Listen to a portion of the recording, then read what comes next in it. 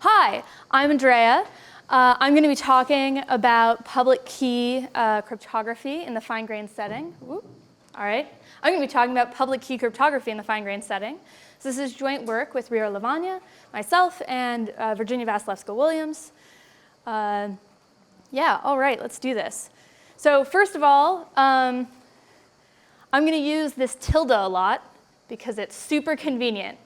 So what are we doing? We're just suppressing subpolynomial factors. So, anytime there's a log factor, a 2 to the square root of log factor, like all these things, we're not going to pay attention to them. We're just worried about functions of the form n to the epsilon for some constant epsilon. All right. So first, let's talk about some problems that fine-grained complexity people like myself think are hard, or at least argue about being hard. So the first problem is the threesome problem. We believe it takes n squared time to solve this problem. And what you're given is a set of n integers, and we want to know, are there 3 of them that sum to 0? Simple enough. Another problem is orthogonal vectors, which, as was mentioned in the previous talk, is n squared hard from the strong exponential time hypothesis. And here we're given a set of n vectors that are 0, 1 vectors of length d. D is about log n. And we want to know, are there entries, are there 2 vectors such that their dot product is 0? Finally, we've got all pairs shortest paths. We believe this problem is n cubed hard. And what we're given is a weighted graph. And we want to know the distances between all pairs of points. Finally, I'm going to talk about a different problem, which is more going to be hard from these other problems than do a central problem itself. But it's important in this talk, and so I'm going to define it multiple times. So here we are. We're going to be given a complete Kpartite graph. Every single edge is going to have a weight. The weight's going to be between 0 and r. And what we want to find is a set of k vertices such that all of the edges inside of this clique, when the weights of these edges are summed, it sums to 0 mod r. All right. So now, yes.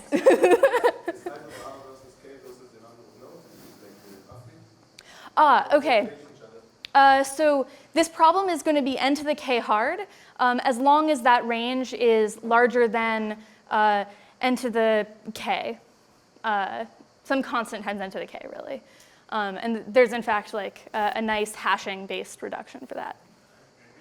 So this is intended to just like shock and awe, right? Like we've got, from these core problems that we care about over here, there's a lot of problems that have been shown to be hard. And from this is like too complicated to read, and so we're just going to pull out the things we care about. OK, so what do we care about today? Well, one thing we care about is that from a k-stat-based assumption of the strong exponential time hypothesis, orthogonal vectors is n squared hard. We also care about the fact that all pairs shortest paths and threesome show that this 0 triangle problem is hard. So specifically, the k-clique problem when k equals 3. All right. So what are these problems we care about? Well, there's some very nice previous work. 2 of the authors are right here in the audience, where they're able to show from these worst case assumptions that there are particular average case problems that are just as hard as these original problems.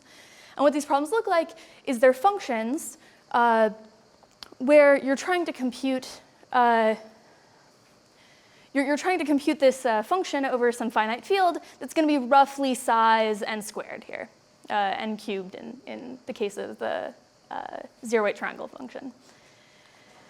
There's some more really cool recent work by Goldreich and Rothboom and Adressari, Brennan, and Bressler, where these other related problems of counting k-clique are shown to be hard over random distributions back to the k-clique problem itself. So this is all great news. We're able to get these worst case to average case reductions. And this is great because finally I can put a positive spin on all of these, like lower bounds in fine-grained complexity, right? Like we're all about telling people that you can't do things. Like you want to have fast string comparison, like no, you can't. So maybe we can have like some nice public key cryptography out of this.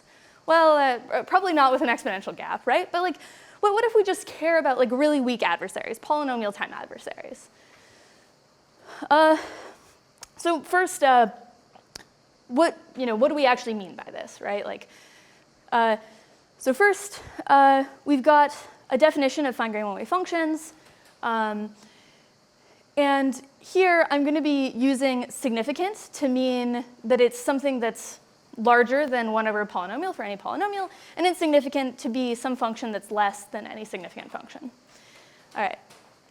So a fine-grained one-way function is going to be something where there's a gap between how fast it is to compute it and how fast it is to invert it, when the inversion probability is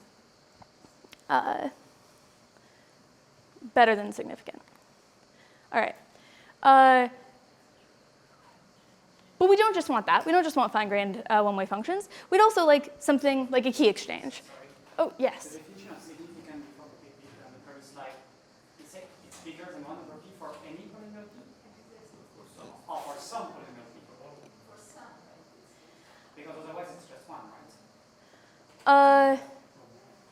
Oh, yes, sorry, for some polynomial p. You're right. My apologies. So why is this not noticeable? What's the difference between noticeable versus So basically, something's insignificant, sort of, if it's like 1 over a polynomial, but we're not going to ask that it's a specific polynomial. So fundamentally, what we're going to be doing in various places is say that if some adversary is able to invert a function with a given probability, and that probability happens to be like 1 over a subpolynomial function, then we're going to be able to like use this adversary to solve a problem faster. But we aren't really able to say that if the adversary just claims to be able to solve a problem with probability like 1 over n to the 100, because in order for us to even figure out that the adversary is doing this, we need to run in like n to the 100 times. So given that we're like here caring about things like n squared, we want the kinds of probabilities that this adversary is going to be achieving to be something like 1 over a subpolynomial function. All right. Great. So what are we trying to do here?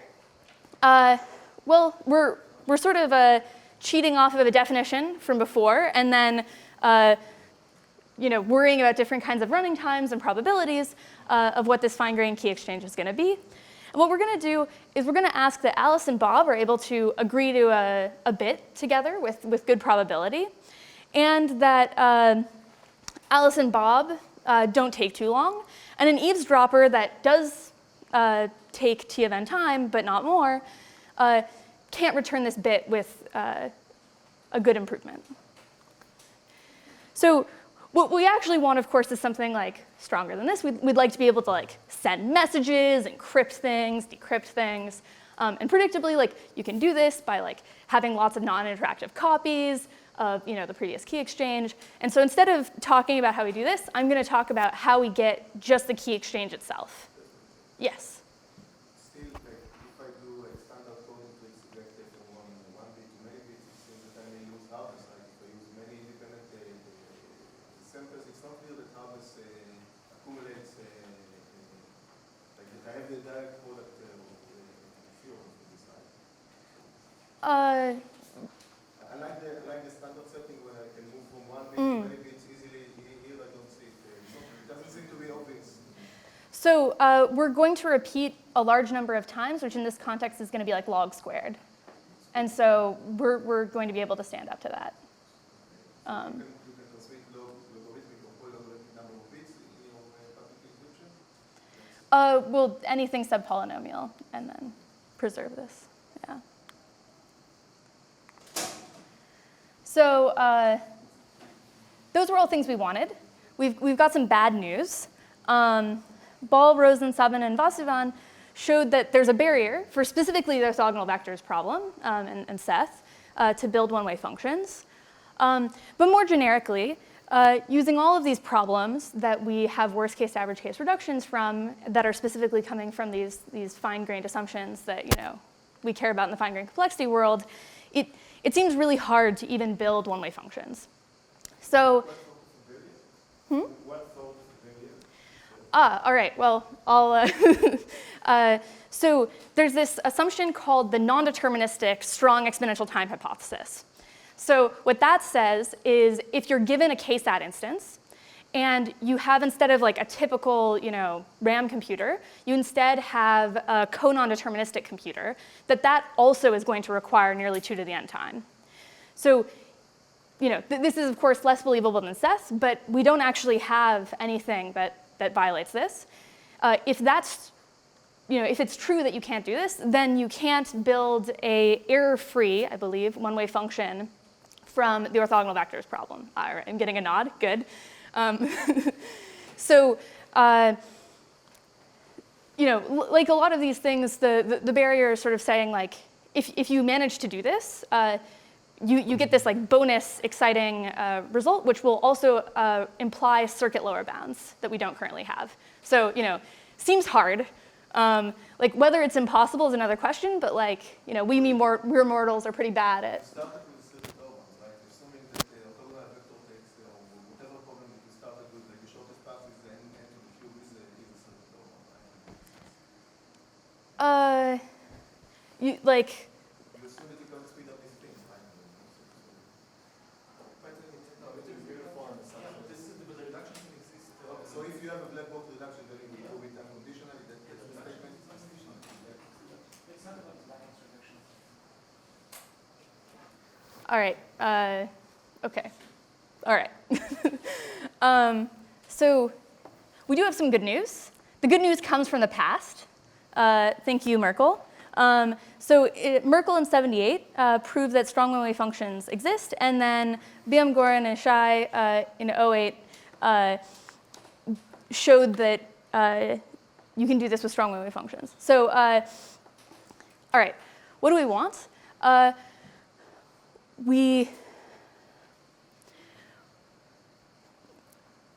Sorry. All right, here we go. So Merkel puzzles are optimal in a certain sense. And what are Merkel puzzles? So this was already discussed, so I'm going to cover this really quickly. But basically, we're going to have some function f that's sufficiently hard. Here, this is like a particular example. Like if we have a nice one-way permutation that takes enough time, then you can definitely get it. And what you're going to do is you're going to run your function on a bunch of the inputs, specifically square root the size of the universe. And you're likely to have a collision.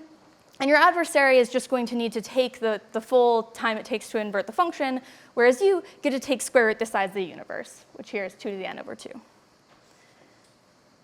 So this is great, but it'd be really nice if we could replace this requirement with something polynomial. And basically, that's what we're going to do here. So what does our key exchange look like as a generic statement? Well, we're going to sort of try and follow this Merkel puzzle idea. We're going to produce some lists, some large number of x instances. And we're going to have x of these instances have solutions, planted solutions. And the key is going to be formed by this index in which they both, Alice and Bob, planted a solution. The key is more specifically going to be the dot product of that string and a random vector. So that it's a nice hardcore bit. Why should this sort of be giving advantage to Alice and Bob? Well, they need to produce a large number of these instances, and that takes however much time it takes to produce and plant these. But they only need to brute force square root x instances, whereas our adversary, we're going to hope and prove, needs to brute force all of them. So what we'd sort of like is an adversary that doesn't get a lot out of this parallel repetition situation. So fundamentally, this planted index is what's forming the basis of the key. And now I'm going to talk about a concrete problem, the 0k clique problem, in which we're able to show that this is true. So if you're given a complete graph that's Kpartite, every single edge has a weight. And now these edges are chosen uniformly at random from 0 to r. We want to find, once again, the clique where the sum of all of the edges is 0 mod r. What we want to say is that this problem is going to require n to the k time if we're choosing a range that's of size n to the k. So this is the regime in which you're expecting to have like one clique with some constant probability. This is an assumption you make? This is an assumption, yes. So it turns out we'd really prefer something more like this, where you've got some range that's n to the ck, where c is some nice large constant. And we want to say that returning a 0 k-clique conditioned on one existing with probability greater than some constant requires n to the k time. And it turns out these two assumptions are equivalent because we have a nice efficient self-reduction between the 0 k-clique problem and itself. And so we're able to move between these ranges. And the nice thing about a range where we have like a large constant here, like 100, is that the probability that a randomly produced instance has a clique in it is very low. And when you plant a clique into this instance, it's indistinguishable from the distribution of instances where we happened by chance to have a clique. So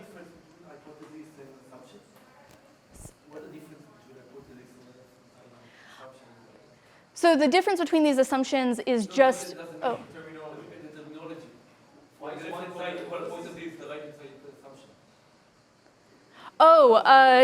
Sorry, there is no difference. I'm using them interchangeably. Good question. I'm sorry. All right. So specifically, like what kind of gaps are we going to get here? Well, if the 0 k-clique problem is as hard as we believe it is, then we're going to get a gap that looks like n to the 3k minus 4 over n to the 2k minus 2. All right. So this approaches 1.5. But in fact, even when we have k equals 3, which is the most believable case, it's going to result in a gap. Yes?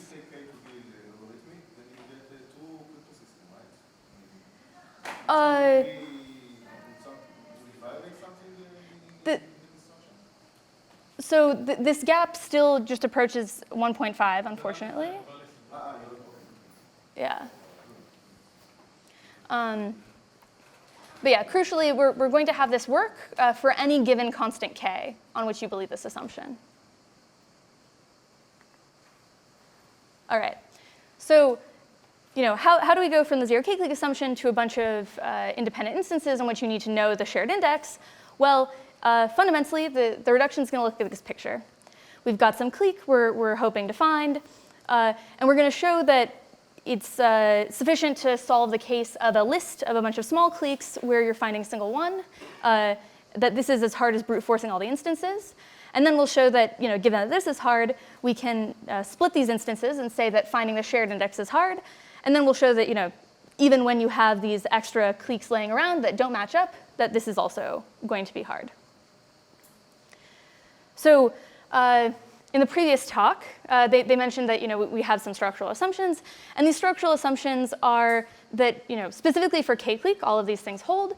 But what's going on? We're saying that as any problem where it happens to be the case that it is average case list hard, you get to do this step of the reduction. Any case where it's splittable, you get to do this step of the reduction. And any case where it's plantable, you get to do this step of the reduction. And I'm going to cover specifically with k-clique to give an idea of what these things require. All right. So the first step, we're going to be using the fact that there's an efficient self-reduction for the k-clique problem.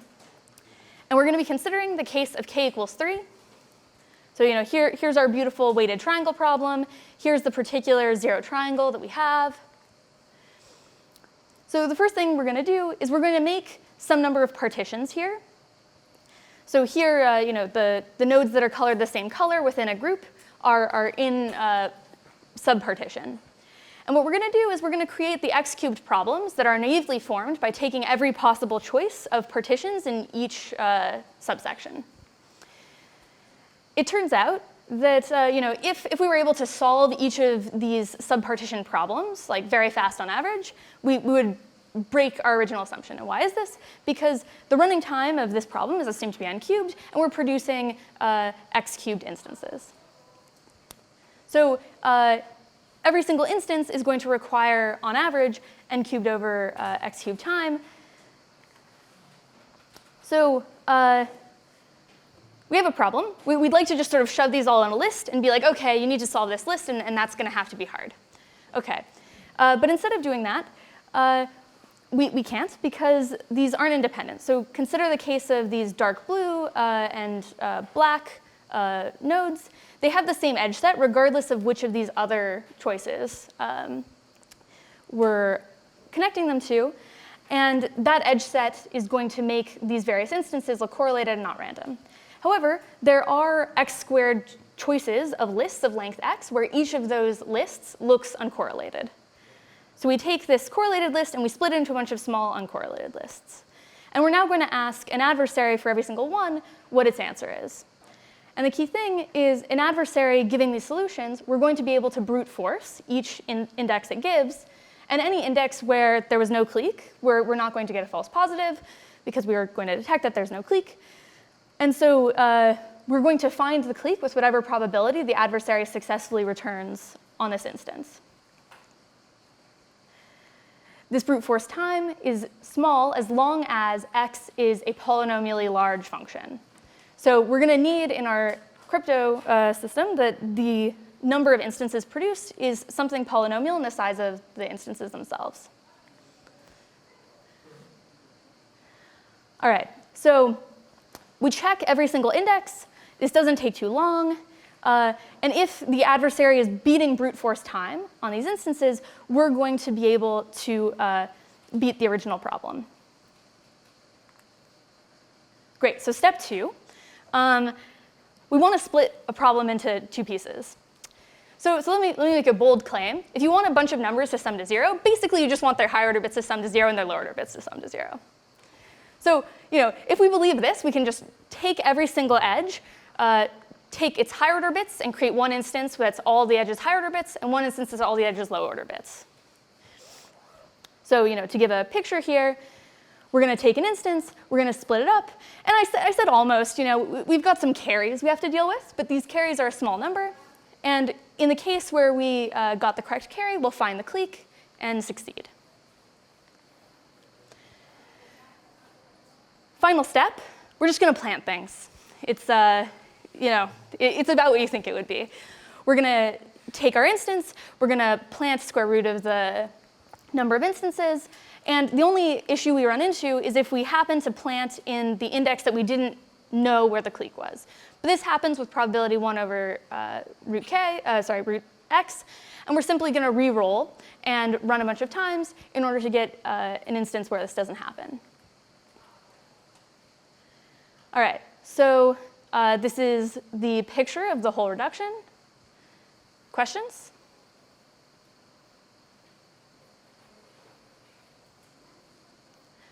Yeah, so another thing I put on this slide is there's lots of fun reductions in fine-grained complexity, and come talk to me if you want to hear about any of them.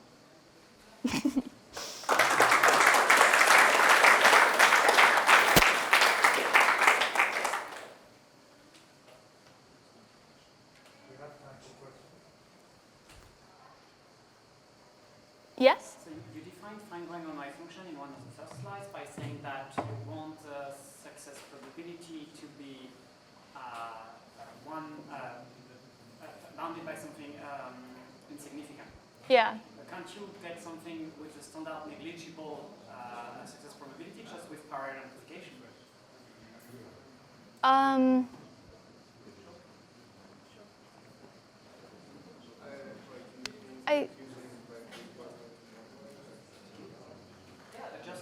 You have logs for n copies of your function. This reduction can fall arbitrarily. So I'm not totally sure, but I think I want to agree, and I think a lot of these things take n to the omega time as an overhead when and not in the sense of n to the omega over 2, but in the sense of n to the omega full stop, where omega is the constant for the matrix multiplication running time.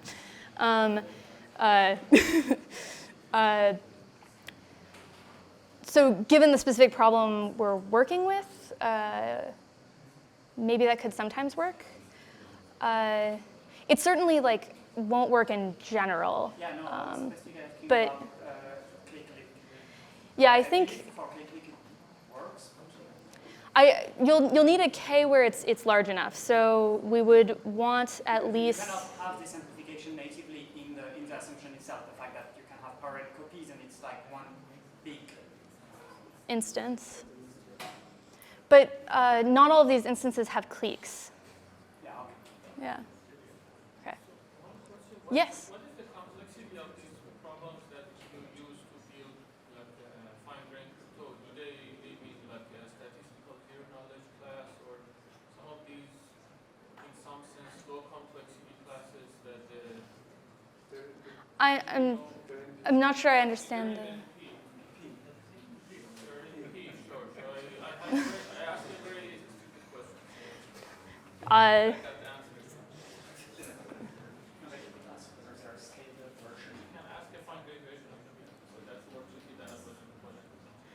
Yes.